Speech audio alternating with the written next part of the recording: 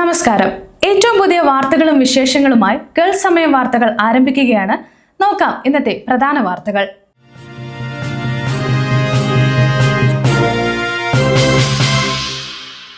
Israel Iran സംഘർഷത്തിന്റെ 29ാം ദിവസവും Iran അബുദാബിക്ക് നേരെ ആക്രമണം നടത്തി. എന്നാൽ അബുദാബിയിൽ ഇറാൻ വിക്ഷേപിച്ച മിസൈലുകൾ UAE പ്രതിരോധ സേന വിജയകരമായി തകർത്തു.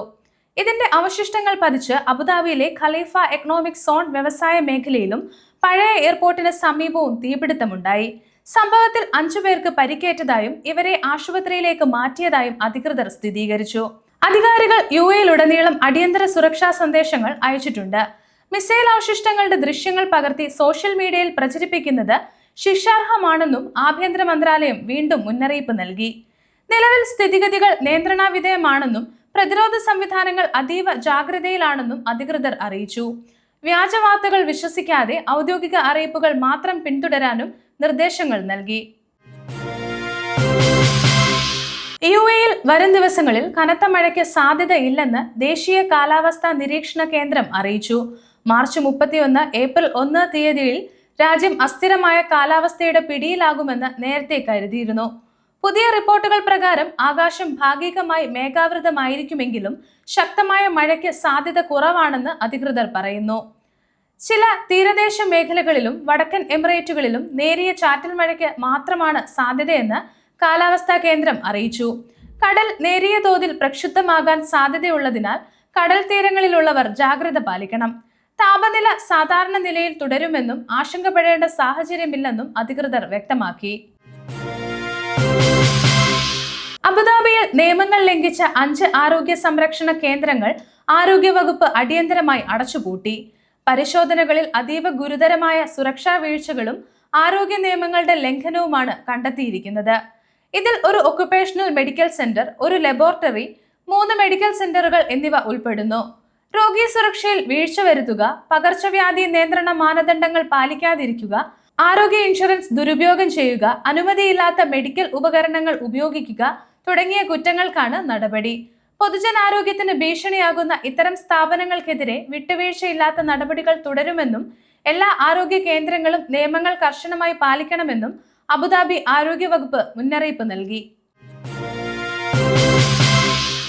CBSE 12ാം ക്ലാസ് വിദ്യാർത്ഥികൾക്കായി പുതിയ മൂല്യനിർണ്ണയ പദ്ധതി പ്രഖ്യാപിച്ചു. UAE, Saudi Arabia, Kuwait, Qatar, Oman, Bahrain, Iran എന്നീ രാജ്യങ്ങളിലെ വിദ്യാർത്ഥികൾക്കാണ് ഈ പ്രത്യേക സ്കീം നടപ്പിലാക്കുന്നത്. നിലവിലെ സാഹചര്യങ്ങൾ പരിഗണിച്ച് പരീക്ഷകൾ നടത്താൻ സാധിക്കാത്ത പശ്ചാത്തലത്തിലാണ് CBSE ഈ ബദൽ മാർഗം സ്വീകരിക്കുന്നത്. പുതിയ പദ്ധതി പ്രകാരം വിദ്യാർത്ഥികളുടെ മുൻകാല പ്രകടനങ്ങൾ, ഇന്റേണൽ അസസ്മെന്റുകൾ, പ്രായോഗിക പരീക്ഷകൾ എന്നിവയുടെ അടിസ്ഥാനത്തിലായിരിക്കും അന്തിമ ഫലം നിശ്ചയിക്കുക. 10ാം ക്ലാസ്സിലെയും 11ാം ക്ലാസ്സിലെയും മാർക്കുകൾക്കൊപ്പം 12ാം ക്ലാസ്സിലെ യൂണിറ്റ് ടെസ്റ്റുകളുടെയും പ്രീ ബോർഡ് പരീക്ഷകൾക്കും പ്രത്യേക വെയിറ്റേജ് നൽകും. പരീക്ഷകൾ പൂർത്തിയാക്കാൻ കഴിയാത്ത സാഹചര്യങ്ങൾ പരിഗണിച്ചാണ് നടപടി. ഗൾഫ് മേഖലയിലെ ആയിരക്കണക്കിന് ഇന്ത്യൻ വിദ്യാർത്ഥികൾക്ക് വലിയ ആശ്വാസം നൽകുന്നതാണ് ഈ തീരുമാനം. വിദ്യാർത്ഥികൾക്ക് അർഹമായ മാർക്ക് ലഭിക്കുന്നുണ്ടെന്ന് ഉറപ്പുവരുത്താൻ സ്കൂളിൽ നിന്നുള്ള കൃത്യമായ ഡേറ്റ CBSE ശേഖരിക്കും.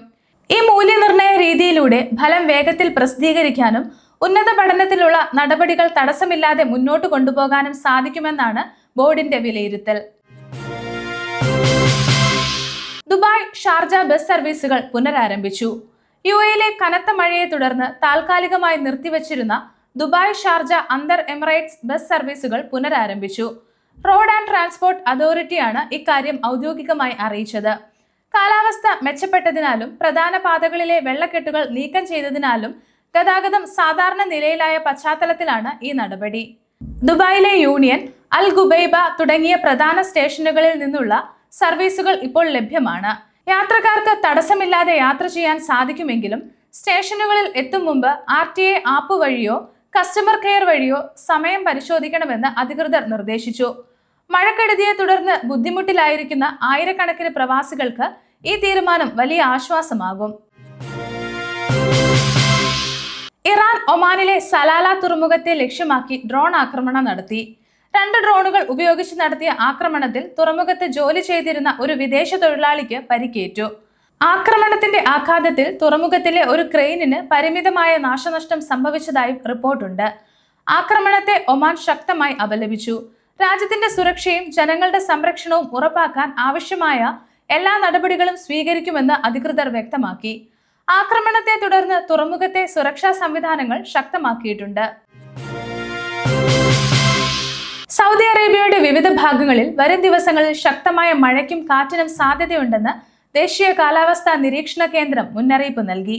റിയാദ്, മക്ക, മദീന, ഖാസിം തുടങ്ങിയ പ്രവിശ്യകളിൽ ഇടിമിന്നലോടുകൂടിയ കനത്ത മഴയ്ക്ക് സാധ്യതയുള്ളതിനാൽ പൊതുജനങ്ങൾ ജാഗ്രത പാലിക്കണമെന്ന് അധികൃതർ നിർദ്ദേശിച്ചു.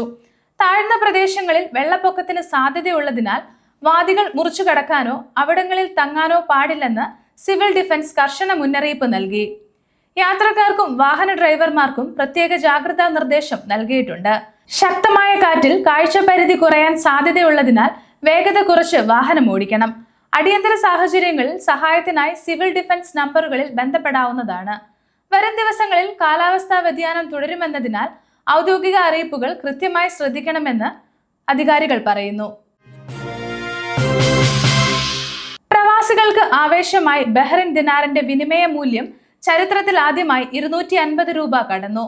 ഇന്ത്യൻ രൂപയുടെ മൂല്യം റെക്കോർഡ് തകർച്ച നേരിട്ടതോടെയാണ് ബഹ്റിൻ ദിനാറിന് ഇത്രയും ഉയർന്ന നിരക്ക് ലഭിക്കുന്നത്. അന്താരാഷ്ട്ര വിപണിയിൽ ഡോളർ കരുത്താർജിച്ചതും ഇന്ത്യൻ സമ്പദ് വ്യവസ്ഥയിലെ ചലനങ്ങളുമാണ് രൂപയ്ക്ക് തിരിച്ചടിയായത്. പശ്ചിമേഷ്യയിൽ തുടരുന്ന പ്രതിസന്ധിയാണ് രൂപയുടെ മൂല്യം റെക്കോർഡ് തകർച്ചയിൽ എത്താൻ കാരണം. കഴിഞ്ഞ ആഴ്ച രൂപ ഡോളറിനെതിരെ എക്കാലത്തെയും താഴ്ന്ന നിരക്കായ 93.98 എത്തിയിരുന്നു. നാട്ടിലേക്ക് പണം അയക്കാൻ കാത്തിരിക്കുന്ന പ്രവാസികൾക്ക് ഈ വർധനവ് വലിയ ആശ്വാസമാണ് നൽകുന്നത്. UAE president Sheikh Muhammad bin Zayed Al നഹിയാനും യുക്രൈൻ പ്രസിഡന്റ് വ്ളോഡിമിർ സെലൻസ്കിയും തമ്മിൽ ചർച്ച നടത്തി. UAEയിൽ ഔദ്യോഗിക സന്ദർശനത്തിനെത്തിയ യുക്രൈൻ പ്രസിഡന്റിനെ UAE പ്രസിഡന്റ് അബുദാബിയിൽ സ്വീകരിച്ചപ്പോൾ നടന്ന കൂടിക്കാഴ്ചയിലാണ് ചർച്ചകൾ നടന്നത്. ഷെയ്ഖ് മുഹമ്മദ് സെലൻസ്കിയെ സ്വാഗതം ചെയ്യുകയും സന്ദർശനത്തിന് നന്ദി അറിയിക്കുകയും ചെയ്തു. ഇത് ഇരു രാജ്യങ്ങളും തമ്മിലുള്ള ബന്ധത്തിന്റെ ശക്തിയെ അടിവരയിടുന്നുവെന്ന് ചൂണ്ടിക്കാട്ടി. ഇരു രാജ്യങ്ങളും തമ്മിലുള്ള ഉഭയകക്ഷി സഹകരണം ശക്തമാക്കുന്നതിനെക്കുറിച്ചും നിലവിലെ പ്രാദേശിക അന്തർദേശിക സംഭവ വികാസങ്ങളെക്കുറിച്ചും നേതാക്കൾ സംസാരിച്ചു. യുക്രൈനിലെ നിലവിലെ സാഹചര്യങ്ങളും മാനുഷിക പ്രശ്നങ്ങളും ചർച്ചയിൽ വിഷയമായി. മേഖലയിൽ സമാധാനവും സുസ്ഥിരതയും പുനഃസ്ഥാപിക്കുന്നതിനുള്ള നയതന്ത്ര നീക്കങ്ങൾ UAE പൂർണ്ണ പിന്തുണ അറിയിച്ചു. യുദ്ധബാധിതർക്ക് UAE നൽകി വരുന്ന മാനുഷിക സഹായങ്ങൾക്ക് സെലൻസ്കി നന്ദി രേഖപ്പെടുത്തി. സാമ്പത്തിക വ്യാപാര മേഖലകളിൽ സഹകരണം വർദ്ധിപ്പിക്കുന്നതിനൊപ്പം ആഗോള സമാധാനത്തിന് തടസ്സമാകുന്ന വെല്ലുവിളികൾ നേരിടാൻ സംയുക്തമായി പ്രവർത്തിക്കാനും ഇരു നേതാക്കളും തീരുമാനിച്ചു. ഇതോടെ ഇന്നത്തെ വാർത്തകൾ ഇവിടെ അവസാനിക്കുന്നു. മറ്റൊരു വാർത്താ ബുള്ളറ്റിനുമായി വീണ്ടും കാണാം.